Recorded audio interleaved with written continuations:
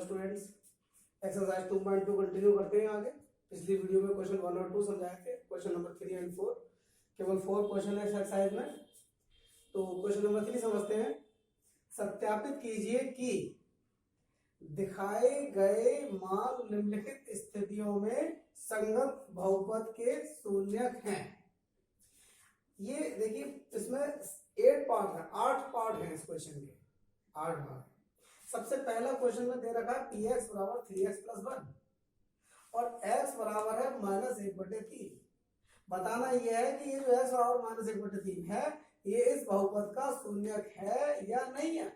ऐसे ही ये सब बताने, ये बहुपद है और ये इनके x के मान है। बताना यह है कि ये शून्यक है नहीं, सिर्फ ये बताना है।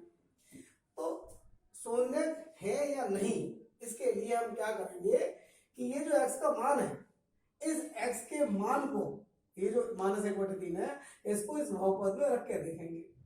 अगर इस बहुपद का मान 0 आ जाता है तो ये इसका शून्यक है। ऐसे ही सब रख के देखेंगे। जिस पर बहुपद का मान 0 आ जाएगा वो शून्यक होगा और जिस पर नहीं आएगा वो शून्यक नहीं होगा। चलो स्टार्ट करते हैं। पहला पार्ट, यहां पर px बराबर है 3x प्लस 1 और x का मान है -1/3, तो x बराबर -1/3 रख लो। इसमें x बराबर -1/3 रखने पर, चलो रखते हैं। अगर ये 0 आ जाएगा तो ये शून्यक होगा और नहीं आएगा तो शून्यक नहीं होगा। -1/3 और +1, देखो ये 3 से 3 काट लो तो ये बचेगा -1 और +1, और ये -1 +1 कट गए, क्या आ गया? 0। 0 आ गया तो शून्यक है, नहीं तो नहीं है। तो लिख देंगे अतः x बराबर -1/3 px का शून्यक है।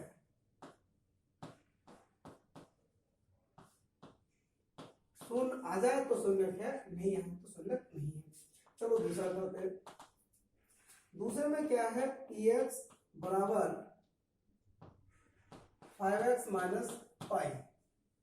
अब इसमें x का मान कितना रखना है? 4/5 रखना है।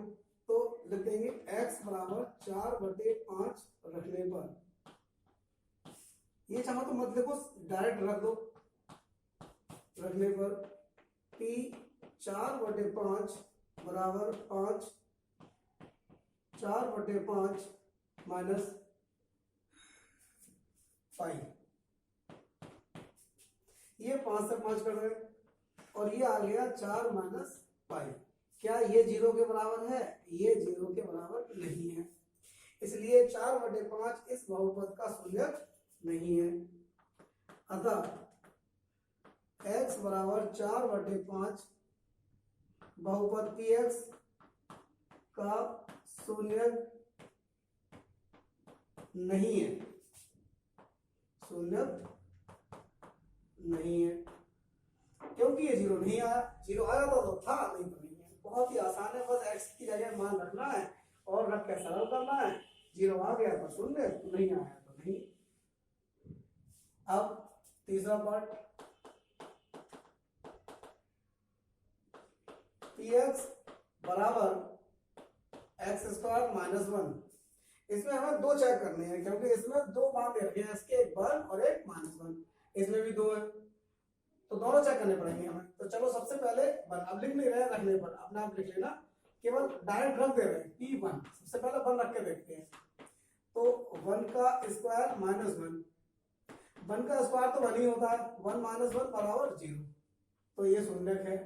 अब p -1 रख के देखते हैं, -1 का स्क्वायर -1।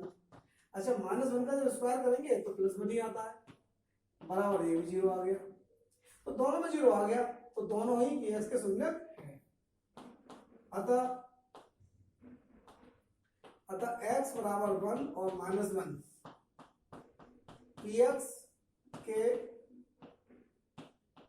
शून्यक है। हमने दोनों चेक कर लिए, दोनों का 0 आ गया तो शून्यक है। अब चौथे की बात करते हैं। चौथा कितना है? x + 1 और x - 2। अब इसमें क्या दे रखा है? -1 और 2। चलो एक एक करके दोनों ट्राई करते हैं। पहले -1 रखते हैं, -1 + 1 -1 -2। अब देखो -1 + 1, जब 1 + 1 माइनस का होता है तो कट जाता है, और ये तो आ गया 0, और ये हो गया -3। दोनों माइनस के हैं तो जुड़ जाएंगे, जुड़ने के बाद भी माइनस का ही आएगा। अब आप देखिए जब 0 की -3 से गुणा करोगे तो क्या आएगा, 0 आएगा, तो ये शून्यक है। चलो अब दूसरा चेक कर लेते हैं। दूसरा कितना है, 2, तो 2 भी रख के देख लेते हैं। तो 2 + 1 और 2 - 2, देखो ये तो हो गया 3, 2 + 1, और ये हो गया 0, 2 में से 2 घटाएंगे 0 आ जाएगा, और 0 की 3 से गुणा करेंगे तो 0 ही आएगा, तो दोनों पर ही 0 आ गया। अतः ये दोनों ही ये x के शून्यक हैं। अतः x बराबर -1 और 2 px के शून्यक हैं।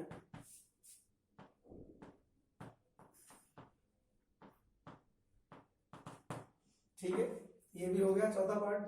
अब इसको मिटाते हैं, अगले पार्ट करते हैं।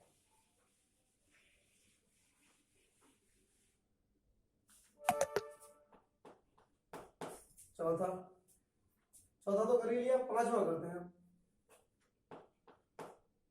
पांचवा क्या है, px बराबर x², और x का मान 0 ट्राई करना है, तो x की जगह 0 रख दो, 0 का स्क्वायर तो 0 ही होता है, तो ये शून्यक है। अतः x बराबर 0 px का शून्यक है।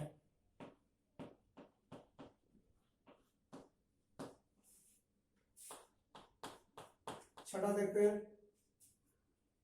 छठे में दे रखा है px बराबर lx + m, और चाहे क्या करना है, -m/l, तो फिर x की जगह -m/l रखेंगे, -m/l रख के देखते हैं, l x की जगह पर -m/l रख दिया, ये l से l कट जाएगा, और ये आया -m + m, ये माइनस का प्लस का ये भी कट जाएगा, 0 आ गया, शून्य आ गया तो शून्यक है। अतः x बराबर -m/l px का शून्यक है।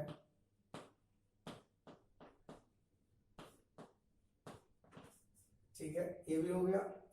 अब 2 और बचे, इनको भी कर लेते हैं।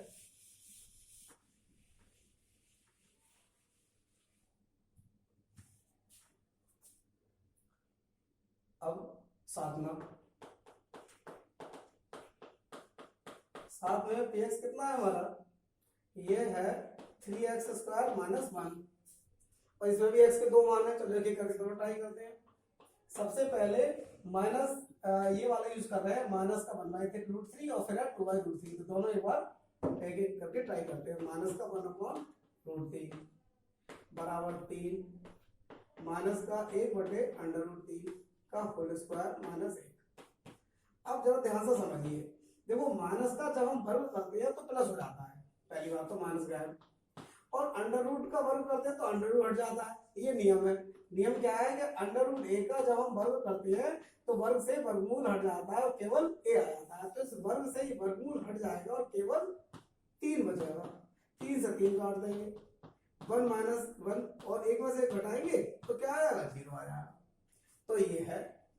अब दूसरा रख के देखते हैं।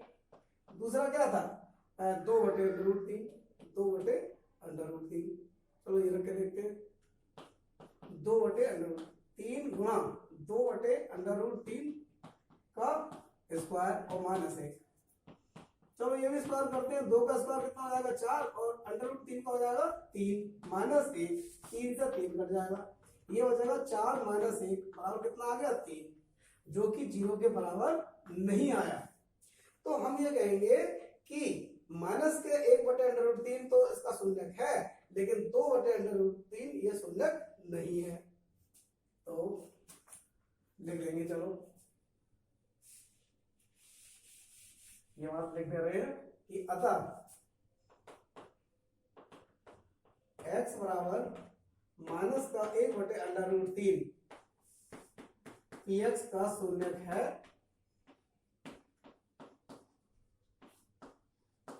परंतु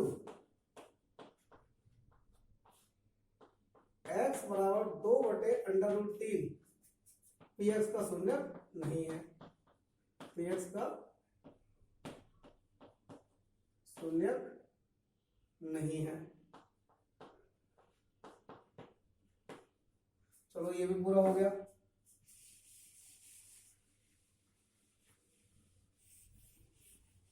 अब आखिरी 8वां, इसमें पी एक्स बराबर दे रखा है तुम्हें 2x + 1 और ट्राई क्या करना है 1/2 1/2। चलो x की जगह 1/2 रखते हैं, तो यहाँ पर 2 और ये हो जाएगा 1/2 और प्लस 1, 2 से 2 कट गया, ये आ गया 1 + 1 और ये आ गया 2 और जो कि 0 के बराबर नहीं है, तो लिख देंगे अतः x बराबर 1/2 पी एक्स का शून्य नहीं है, पी एक्स का शून्य नहीं है। तो इस क्वेश्चन के सभी पार्ट हो गए क्वेश्चन नंबर 3 के। अब क्वेश्चन नंबर 4 करते हैं।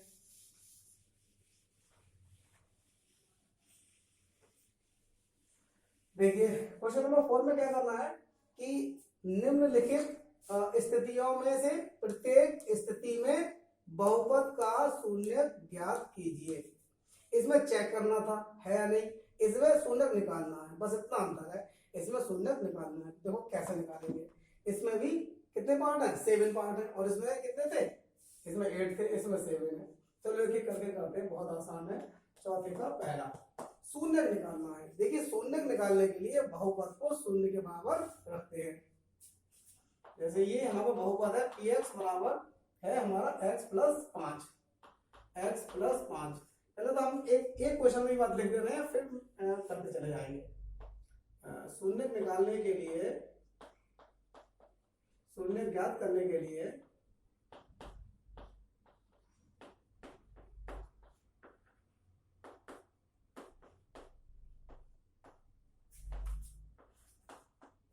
बहुपद को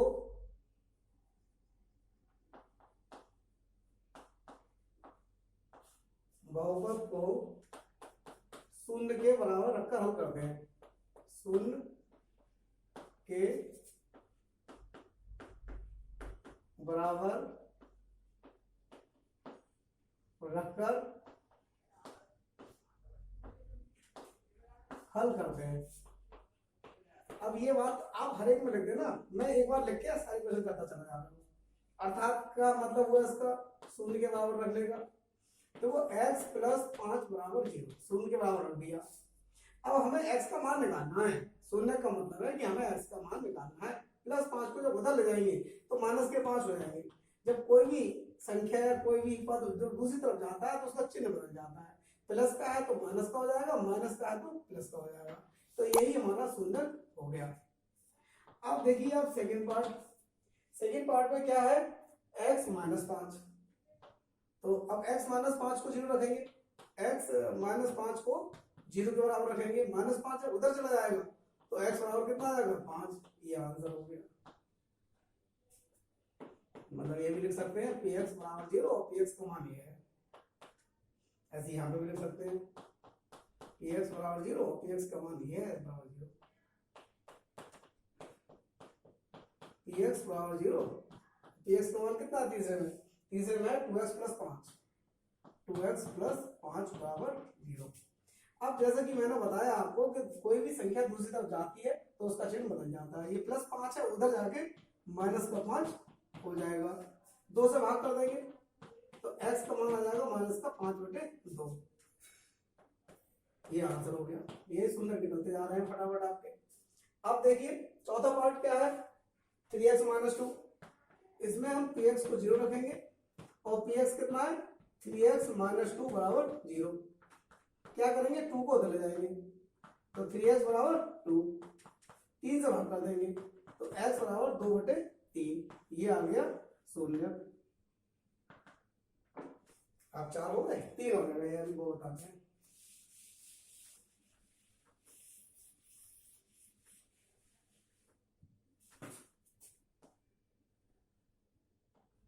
पांचवा देखिए, पांचवा है 3x, पहले तो पी एक्स बराबर 0, पी एक्स का मान कितना, 3x बराबर 0, 3 से भाग कर दिया तो x बराबर 0/3, और किसी भी संख्या को से भाग, 0 को किसी से भाग करो 0 ही आता है आंसर, तो ये आपका शून्य पे आ गया।